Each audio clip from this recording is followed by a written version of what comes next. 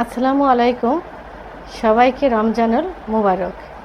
আমি প্রভাষক ডাক্তার রিক্তা পারভিন।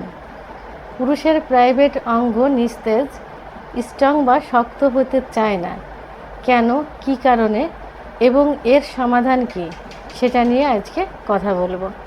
সাধারণত যাদের ডায়াবেটিস, উচ্চ রক্তচাপ বা হাইপারটেনসি ডিজিজ থাকে এবং এদের মধ্যে যাদের ইসকেমিক হার্ট ডিজিজ থাকে তাদের এই সমস্যা বেশি হয়ে থাকে।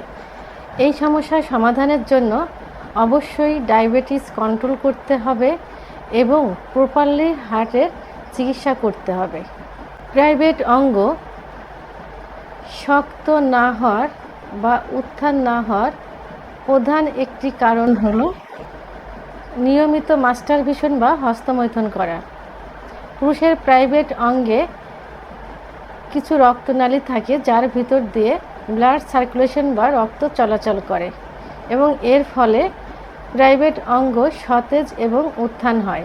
কিন্তু নিয়মিত যদি মাস্টারবেশন করা যায় এবং এই মাস্টারবেশন করার কারণে হাতের যে প্রেশার পড়ে এর কারণে রক্তনালীগুলো সংকুচিত হয়ে যায়, যার ফলে এর ভিতর দিয়ে ব্লাড সার্কুলেশনটা সঠিকভাবে হয় না, তখন প্রাইভেট অঙ্গ নিস্তেজ হয়ে যায়, শক্ত হয় না। এটাকে আইডেন্টিফাই বা ডায়াগনোসিস করার জন্য অবশ্যই একটা কালার ডপলার পেনিস আলট্রাসোনোগ্রাম করা যেতে পারে। এই রিপোর্টে যদি ধরা পড়ে প্রাইভেট অঙ্গের রক্তনালীগুলো সংকুচিত হয়ে গেছে, তাহলে এর জন্য আধুনিক চিকিৎসা রয়েছে।